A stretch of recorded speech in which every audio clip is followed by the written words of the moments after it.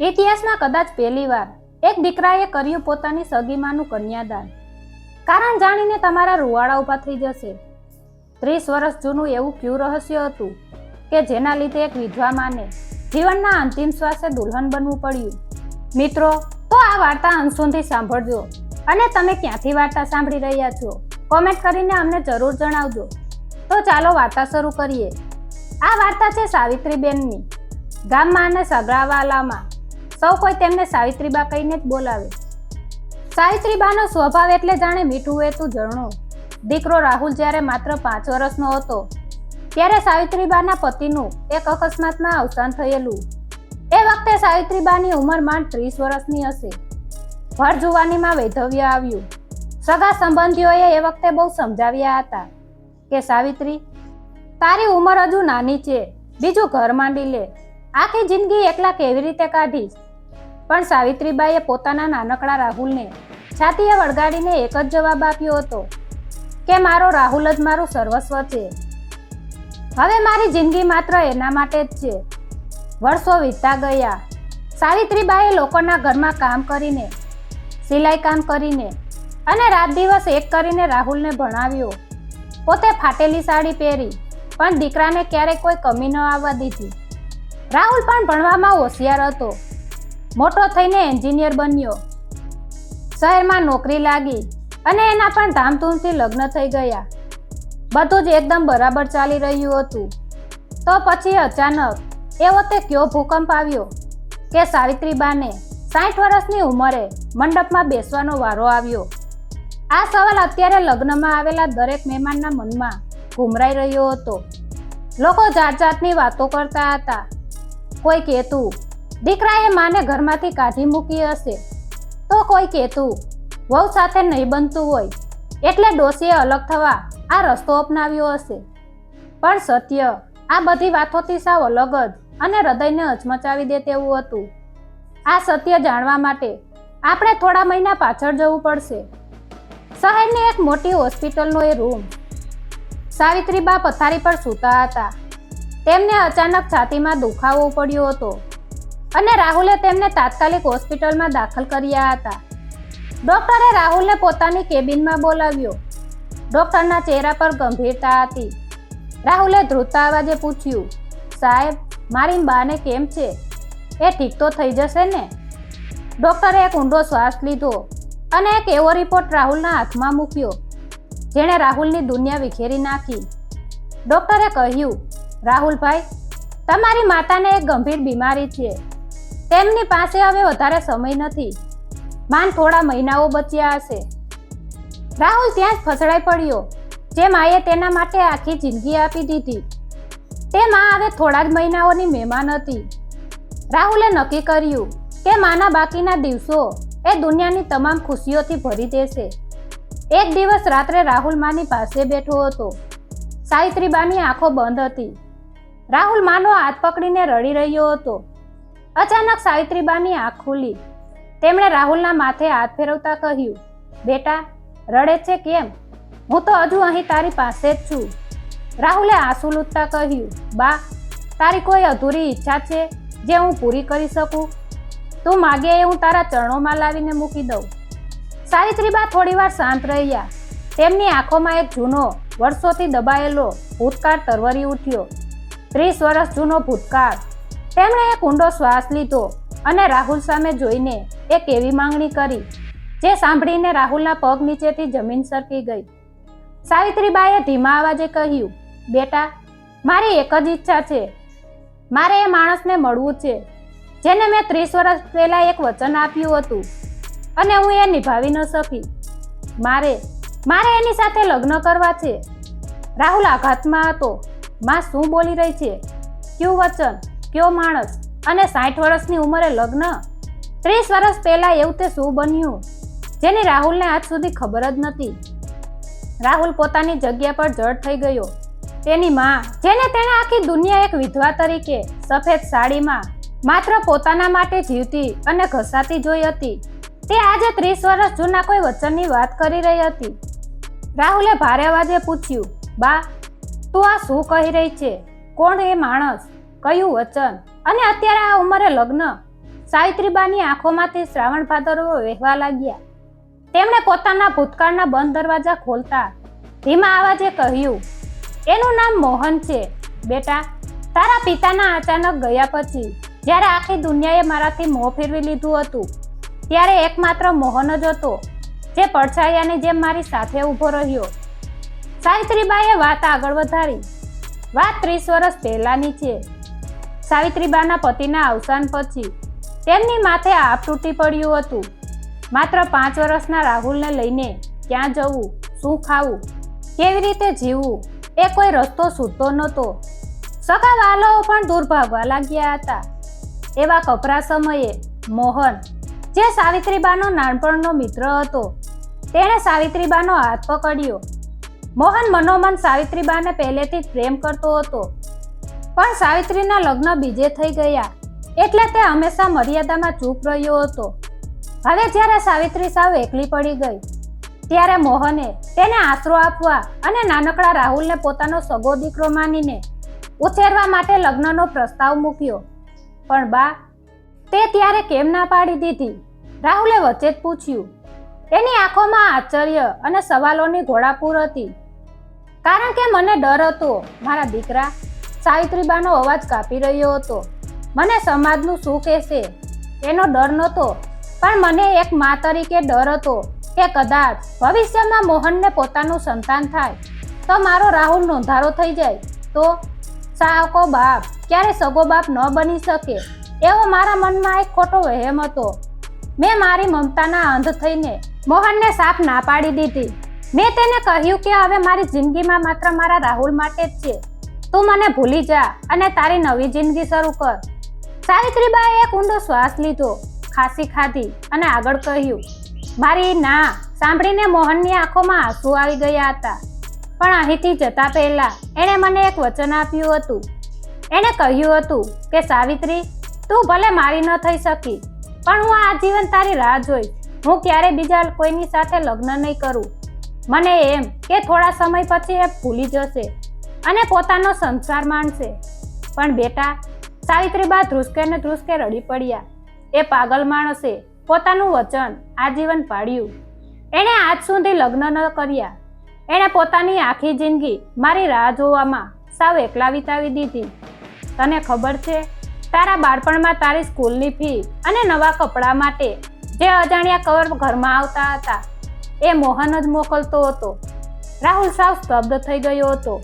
એક માણસ જેણે કોઈની રાહમાં પોતાની આખી જિંદગી કુરબાન કરી દીધી અને આટલા વર્ષો સુધી તેની માં આટલો મોટો બોજ, આટલો મોટો અપરાધ ભાવ પોતાના હૃદયમાં લઈને જીવતી હતી. મને હમણાં જ ખબર પડી બેટા કે મોહન અત્યારે શહેરથી દૂર એક વૃદ્ધાશ્રમમાં એકલો અને બીમાર છે. સાવિત્રીબાએ રાહુલનો હાથ મજબૂતીથી પકડીને આજીજી કરી. મેં મારા સ્વાર્થ અને ડર માટે એની આખી જિંદગી બરબાદ કરી નાખી. હવે જ્યારે મારા શ્વાસ ખૂટી રહ્યા છે, ત્યારે હું એને એનો હક, એનો પ્રેમ પાછો આપવા માંગુ છું. ભલે મારી પાસે થોડા જ દિવસો બચ્યા હોય, પણ હું મોહનની પત્ની બનીને આ દુનિયામાંથી વિદાય લેવા માંગુ છું. શું તું તારી માને આ બોજમાંથી મુક્ત નહીં કરે? શું તું મારી આ આખરી ઈચ્છા પૂરી નહીં કરે? માના શબ્દો રાહુલના કાળજાને આરપાર ચીરી ગયા. જે માએ તેના માટે પોતાની તમામ ખુશીઓનું બલિદાન આપ્યું હતું, તેના માટે આટલું તો તે કરી જ શકે ને. રાહુલે પોતાની આંખોના આંસુ લૂછ્યા અને દ્રઢ નિશ્ચય સાથે ઊભો થયો. તેણે માના માથે હાથ મૂકીને કહ્યું, બા, તું જરાય ચિંતા ન કર. હું મોહન કાકાને શોધી કાઢીશ અને હું પોતે તારું કન્યાદાન કરીશ. આ તારા દીકરાનું વચન છે. રાહુલ શહેર અને આસપાસના ગામડાના તમામ વૃદ્ધાશ્રમોની યાદી કાઢી. સવાર પડતા જ તે પોતાની ગાડી લઈને નીકળી પડ્યો. એક પછી એક તેણે દરેક જગ્યાએ પૂછપરછ શરૂ કરી. મોહન નામની કોઈ વ્યક્તિ અહીં છે? ઉંમર આશરે 60 થી 65 વર્ષની આસપાસ હશે. દરેક જગ્યાએથી નિરાશા જ મળતી હતી. મેનેજરો ચોપડા ચેક કરે અને ના પાડે, પણ રાહુલ હાર માનવા માટે તૈયાર નહોતો. તે પોતાની બીમાર માને આપેલું વચન કોઈ પણ ભોગે પૂરું કરવા માંગતો હતો. રસ્તામાં ગાડી ચલાવતા ચલાવતા રાહુલનું મન સતત ભૂતકાળમાં જતું રહ્યું. તેને પોતાનું બાળપણ યાદ આવવા લાગ્યું. તેને યાદ આવ્યું કે જ્યારે તે 10મા ધોરણમાં હતો અને પિકનિક જવા માટે ફી ભરવાના પૈસા નહોતા ત્યારે તે ખૂબ રડ્યો હતો. એ જ સાંજે અચાનક પોસ્ટમાં એક કવર આવ્યું હતું. તેમાં કોઈ નામ નહોતું, માત્ર પિકનિકની ફી જેટલા જ પૈસા હતા. ત્યારે બાએ તેને માથે હાથ ફેરવીને કહ્યું હતું કે જો બેટા, મેં કહેલું ને કે ભગવાન બધું જ જાણે છે. આ પૈસા ભગવાને જ મોકલ્યા છે. આજે રાહુલને સમજાયું કે એ ભગવાન બીજું કોઈ નહીં પણ મોહન કાકા હતા, જે માણસે તેણે ક્યારે જોયો નહોતો, જે માણસને ક્યારેય પિતા હોવાનો હક નથી જતાવ્યો. તેણે એક પિતાની બધી જ ફરજો પડદા પાછળ રહીને પૂરી કરી હતી. આ વિચાર માત્રથી ડ્રાઇવિંગ સીટ પર બેઠેલા રાહુલની આંખોમાંથી આંસુ વહેવા લાગ્યા. એક અજાણ્યા માણસનો આટલો મોટો ઉપકાર તે કેવી રીતે ભૂલી શકે? 2 દિવસની સતત રઝળપાટ અને નિરાશા પછી રાહુલ શહેરથી ઘણે દૂર આવેલા એક વૃદ્ધાશ્રમમાં પહોંચ્યો. આ જગ્યા સાવ શાંત અને પ્રકૃતિની વચ્ચે હતી. રાહુલે ઓફિસમાં જઈને મેનેજરને મોહન કાકાનો ઉલ્યો, ઉંમર અને નામ જણાવ્યા. મેનેજરે થોડીવાર ચોપડા ફંફોડ્યા અને પછી તેમના ચહેરા પર ચમક આવી. તેઓ બોલ્યા, હા, મોહનભાઈ નામની એક વ્યક્તિ અહીં જ રહે છે. પણ ભાઈ, તમે એમના કોણ થાવ છો? અહીં છેલ્લા 7 વર્ષથી એમને મળવા કોઈ જ નથી આવ્યું. તેઓ સાવ એકલા છે. રાહુલે આંસુ રોકવાનો પ્રયાસ કરતા ગડગડા અવાજે કહ્યું, હું એમનો દીકરો છું. મેનેજર આશ્ચર્યથી તેની સામે જોઈ રહ્યો, પણ કંઈ બોલ્યા વગર રાહુલને આગળ આવવાનો ઈશારો કર્યો. મેનેજર રાહુલને લાંબા વરંડામાં છેવાડે આવેલા એક નાનકડા ઓરડા તરફ લઈ ગયો. રૂમનો દરવાજો અડધો ખુલ્લો હતો. રાહુલે ધીમેથી અંદર નજર કરી. રૂમમાં બારી પાસે મૂકેલા એક લાકડાના ખાટલા પર એક વૃદ્ધ માણસ બેઠો હતો. તેમના વાળ સાવ સફેદ થઈ ગયા હતા, શરીર સાવ લેવાઈ ગયું હતું અને ચહેરા પર ઉંમરની સાથે સાથે એકલતાની ઊંડી કરચલીઓ હતી. પણ તેમની આંખોમાં એક અજબની શાંતિ હતી. તેઓ બારીની બહાર અનંત આકાશ તરફ તાકી રહ્યા હતા, જાણે આજે પણ કોઈની રાહ જોઈ રહ્યા હોય. રાહુલના પગ ધ્રુજી રહ્યા હતા. તેમના હૃદયના ધબકારા વધી ગયા. તેણે હળવેથી દરવાજો ખખડાવ્યો અને અંદર પ્રવેશ કર્યો. અવાજ સાંભળીને મોહન કાકાએ ધીમેથી માથું ફેરવીને રાહુલ સામે જોયું. તેમની આંખોમાં કોઈ ઓળખાણ નહોતી, માત્ર એક ખાલીપો હતો. રાહુલે હિંમત ભેગી કરીને તેમની પાસે ગયો. નીચે જમીન પર બેસીને તેણે કાકાનો હાથ પોતાના હાથમાં લીધો અને ધીમા સાદે કહ્યું, કાકા, તમે મને ન ઓળખ્યો? હું રાહુલ, તમારી સાવિત્રીનો દીકરો. સાવિત્રી, આ નામ કાને પડતા જ મોહન કાકાનું આખું શરીર ધ્રુજવા લાગ્યું. 30 વર્ષ પછી જે નામ માટે તેઓ જીવતા હતા, તે નામ સાંભળીને તેમની આંખોમાં પાણી આવી ગયા. રૂમમાં એકદમ નીરવ શાંતિ છવાઈ ગઈ. 30 વર્ષ, પૂરા 30 વર્ષ સુધી જે સ્ત્રીના પ્રેમને પામવા માટે આ માણસે પોતાની આખી જિંદગી એકલતામાં હોમી દીધી હતી, આજે એ જ સ્ત્રીનો દીકરો એની સામે ઊભો હતો. શું મોહન કાકા ગુસ્સે થશે? શું તેઓ એમ કહેશે કે સાવિત્રીએ મને આખી જિંદગી એકલો રઝળતો મૂકી દીધો? હવે મારે એનું મુખ પણ નથી જોવું. રાહુલના મનમાં અનેક સવાલો ઘૂમરાઈ રહ્યા હતા. મોહન કાકાની આંખોમાંથી આંસુ રોકાયા વગર વહી રહ્યા હતા. તેમના ધ્રુજતા ઓઠ માંડ ખુલ્યા. સાવિત્રી, મારી સાવિત્રી કેવી છે બેટા?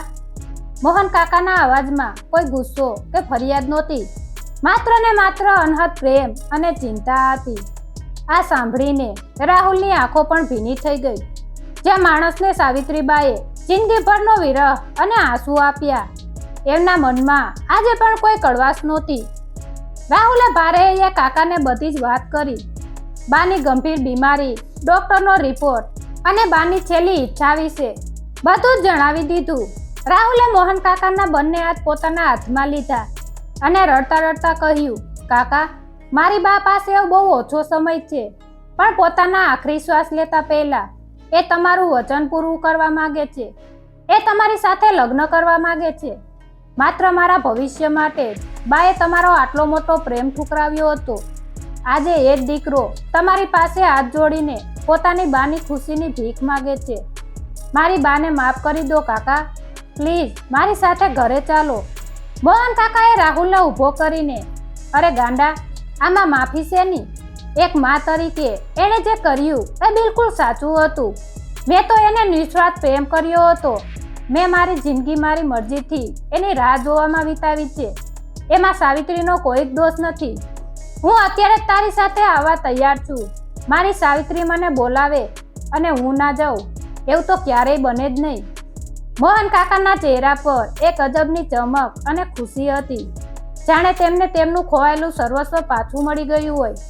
રાહુલે તરત જ આશ્રમની બધી ફોર્માલિટી પૂરી કરી. મોહન કાકા પોતાની એક નાનકડી બેગ લઈને રાહુલ સાથે ગાડીમાં બેઠા અને ઘર તરફ નીકળ્યા.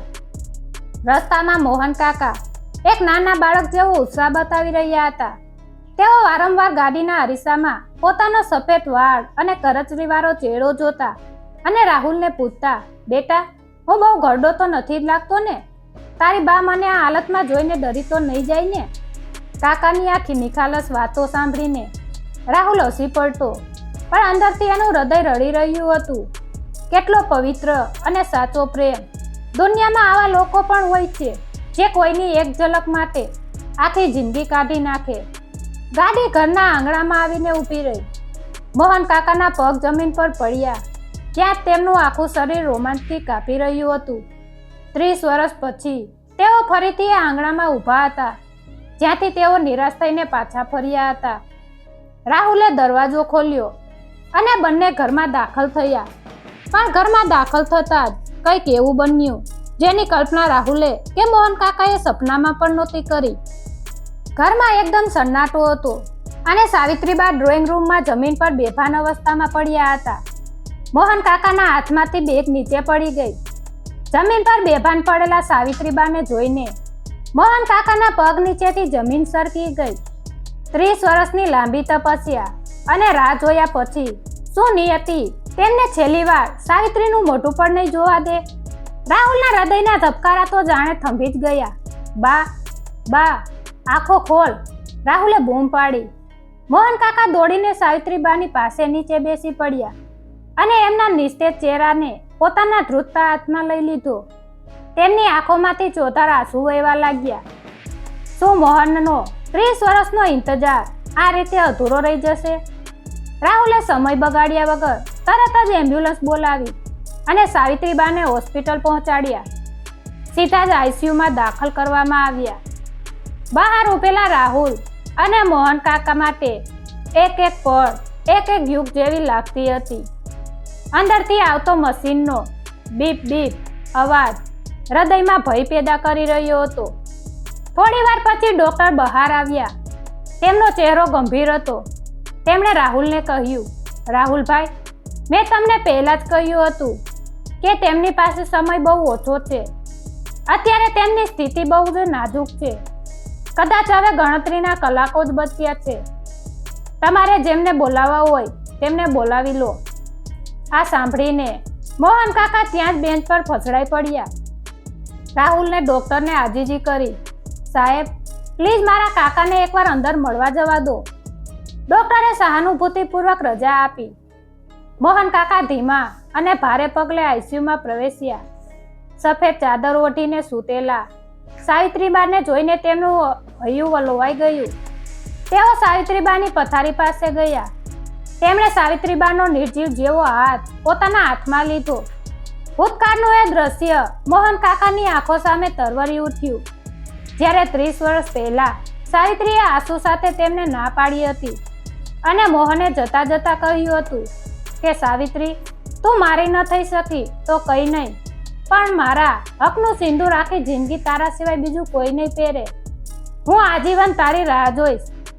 સાવિત્રી, મોહન કાકાના અવાજમાં એક ઊંડી વેદના હતી. જો હું આવી ગયો છું, તારો મોહન આવી ગયો છે, તે મને બોલાવ્યો અને હું ન આવું એવું બને? એકવાર આંખો ખોલ સાવિત્રી, બસ એકવાર મને જોઈ લે. મોહન કાકાના ગાલ પરથી સરકેલું એક ગરમ આંસુ સાવિત્રીબાના હાથ પર પડ્યું અને જાણે કોઈ ચમત્કાર થયો. સાચા પ્રેમની તાકાત કદાચ મૃત્યુને પણ પાછું ઠેલી શકે છે. એ ગરમ આંસુના સ્પર્શથી સાવિત્રીબાની આંગળીઓમાં સહેજ હલનચલન થઈ. ધીમે ધીમે બહુ જ મહામહેનતે સાવિત્રીબાએ પોતાની આંખો ખોલી. સામે પોતાના હાથ પકડીને રડી રહેલા મોહનને જોયો. 30 વર્ષ પછી બે પ્રેમી પંખીડાઓની નજરો મળી. 60 વર્ષની ઉંમરે બંનેની આંખોમાં એ જ જુવાની વાળો નિસ્વાર્થ પ્રેમ છલકાતો હતો. સાવિત્રીબાના ચહેરા પર એક અદ્ભુત શાંતિ અને સ્મિત છવાયેલ ગયેલું હતું. તેમણે ઓક્સિજન માસ્કની અંદરથી ધીમા અવાજે કહ્યું, મને ખબર હતી મારો મોહન ચોક્કસ આવશે. ડોક્ટર પણ આ ચમત્કાર જોઈને દંગ રહી ગયા. સાવિત્રીબાની તબિયતમાં અચાનક એવી નવી ઉર્જા આવી ગઈ હતી. તેમણે ડોક્ટર અને રાહુલને પાસે બોલાવીને જીદ પકડી. મારે મારા અંતિમ શ્વાસ આ હોસ્પિટલની પથ્થરી પર નથી લેવા. મારે મારા ઘરે જવું છે. રાહુલ બેટા, ઘરે મંડપ સજાવ. મારે મોહનની સાથે ફેરા ફરવા છે. અત્યારે બાની આ અંતિમ ઈચ્છા આગળ સૌ નગમસ્ત થઈ ગયા. ડોક્ટરની રજા લઈને રાહુલ બાને લઈને ઘરે આવ્યો. ઘરના આંગણામાં તાત્કાલિક લગ્નનો મંડપ સજાવવામાં આવ્યો. સગા સંબંધીઓને બોલાવવામાં આવ્યા. આ એ જ દ્રશ્ય છે જ્યાંથી આપણી વાર્તા શરૂ થઈ હતી. સાવિત્રીબા દુલ્હનની બનીને મંડપમાં બેઠા છે અને રાહુલ બહાર ઊભો ધ્રુસકે રડી રહ્યો છે. કારણ કે તે જાણે છે કે આ લગ્ન પૂરા થતાની સાથે જ તેની માં કાયમ માટે વિદાય લેવાની છે. લગ્નનો મંડપ સજાવેલો છે. પંડિતજી મંત્રોચ્ચાર કરી રહ્યા છે. સાવિત્રીબા શારીરિક રીતે ખૂબ જ નબળા પડી ગયા, પણ તેમના ચહેરા પર આજે એક એવી ખુશી છે જે દુનિયાની કોઈ પણ સંપત્તિથી ઓછી નથી. મોહન કાકાએ સાવિત્રીબાનો હાથ મજબૂતીથી પકડ્યો છે, જાણે કહી રહ્યા હોય કે હવે હું તને ક્યાંય જવા નહીં દઉં. મહેમાનો અને સગાવાલા જેઓ શરૂઆતમાં જાતની વાતો કરતા હતા, તેઓ પણ હવે આ પવિત્ર પ્રેમ કથા જાણીને નતમસ્ત થઈ ગયા છે. મંડપમાં એકદમ શાંતિ છે. માત્ર મંત્રોનો અવાજ અને અમુક લોકોના ડુસકા સંભળાઈ રહ્યા છે. હવે સમય આવી ગયો છે કન્યાદાનનો. દુનિયાનો કદાચ આ પહેલો એવો કિસ્સો હશે જ્યાં એક દીકરો પોતાની જ સગીમાનું કન્યાદાન કરી રહ્યો છે. રાહુલે ભારે હૈયે અને આંસુ ભરેલી આંખે પંડિતજીના કહ્યા મુજબ વિધિ કરી અને પોતાની માનો હાથ મોહન કાકાના હાથમાં સોંપ્યો. આ દ્રશ્ય એટલું કરુણ અને હૃદયસ્પર્શી હતું કે મંડપમાં બેઠેલા દરેકની આંખોમાંથી ચોધાર આંસુ વહી રહ્યા હતા. સાવિત્રીબા ચાલી શકે તેમ નહોતા. તેમના શ્વાસ એકદમ ટૂંકા થઈ ગયા હતા, પણ ફેરા તો ફરવા જ પડે ને. મોહન કાકાએ કોઈ પણ જાતના સંકોચ વગર 60 વર્ષના સાવિત્રીબાને પોતાના હાથમાં ઉચકી લીધા અને અગ્નિની સાક્ષીએ 7 ફેરા ફર્યા. મોહન કાકાના દરેક પગલામાં 30 વર્ષનો ઇંતજાર અને એક અતૂટ પ્રેમ દેખાતો હતો. ફેરા પૂરા થયા. બંને પાછા બાજોટ પર બેઠા. મોહન કાકાએ ધ્રુજતા હાથે સાવિત્રીબાની માંગમાં સિંદૂર ભર્યું અને ગળામાં મંગળસૂત્ર પહેરાવ્યું. સાવિત્રીબા હવે સત્તાવાર વળી તે મોહનના પત્ની બની ગયા હતા. સાવિત્રીબાએ ઓક્સિજન માસ્ક થોડો નીચે કર્યો. તેમણે એક નજર પોતાના દીકરા રાહુલ તરફ કરી, જેણે તેમની અંતિમ ઈચ્છા પૂરી કરવા આખી દુનિયા સામે બાદ ભીડી હતી. પછી તેમણે બીજી નજર પોતાના પતિ મોહન તરફ કરી, જેણે તેમના માટે આખી જિંદગી કુરબાન કરી દીધી હતી. સાવિત્રીબાના હોઠ પર એક સંતોષ ભર્યું અને મધુર સ્મિત આવ્યું. તેમણે ધીમેથી પોતાનું માથું મોહન કાકાના ખંભા પર ઢાળી દીધું અને એક ઊંડો શ્વાસ લીધો. બસ એ શ્વાસ એમનો છેલ્લો શ્વાસ હતો. મોહનના ખંભા પર માથું મૂકીને પોતાના પ્રેમના બાહુપાસમાં સાવિત્રીબા આ દુનિયામાંથી હંમેશ માટે વિદાય લઈ ચૂક્યા હતા. 30 વર્ષનું વચન પૂરું થઈ ગયું હતું. મંડપમાં આક્રંદ છવાઈ ગયો. રાહુલ પોતાની માના પગ પકડીને રડી પડ્યો, પણ મોહન કાકાની આંખોમાં આંસુ નહોતા. એક ગર્વ અને અપાર શાંતિ હતી. તેમનો પ્રેમ આજે જીતી ગયો હતો, ભલે માત્ર થોડી ક્ષણો માટે, પણ સાવિત્રી એમની થઈ ગઈ હતી. આ વાર્તા આપણને શીખવે છે કે સાચો પ્રેમ એ નથી જે બસ મેળવવા માટે જીદ કરે. સાચો પ્રેમ એ છે જે મોહન કાકાની જેમ આખી જિંદગી કોઈની ખુશી માટે કોઈ પણ સ્વાર્થ વગર રાહ જોઈ શકે. મા બાપ આખી જિંદગી સંતાનો માટે ઘસાય છે, પણ સંતાનોની પણ એ ફરજ છે કે તેઓ મા બાપના મનની અધૂરી ઈચ્છાઓ અને એમની લાગણીઓને સમજે. રાહુલે સમાજની પરવા કર્યા વગર પોતાની માની ઈચ્છા પૂરી કરી. એ જ સાચી માતૃભક્તિ છે. મિત્રો, જો આ વાર્તાએ તમારી આંખો ભીની કરી હોય અને તમારા હૃદય સ્પર્શ કર્યો હોય તો આ વિડીયો તમારા મિત્રો અને પરિવાર સાથે ચોક્કસથી શેર કરજો. મા બાપના પ્રેમને સમજવા માટે આ વાર્તા દરેક ઘર સુધી પહોંચવી જોઈએ. આવી જ અદ્ભુત અને જીવનને પ્રેરણા આપતી વાર્તાઓ સાંભળવા માટે અમારી ચેનલને સબસ્ક્રાઇબ કરવાનું ભૂલતા નહીં. નીચે કોમેન્ટમાં જરૂર જણાવો કે આ વાર્તામાં તમને કયું પાત્ર સૌથી વધુ ગમ્યું, મોહન કાકાનો નિસ્વાર્થ પ્રેમ કે રાહુલની માતૃભક્તિ. અમે તમારી કોમેન્ટની રાહ જોઈ રહ્યા છીએ.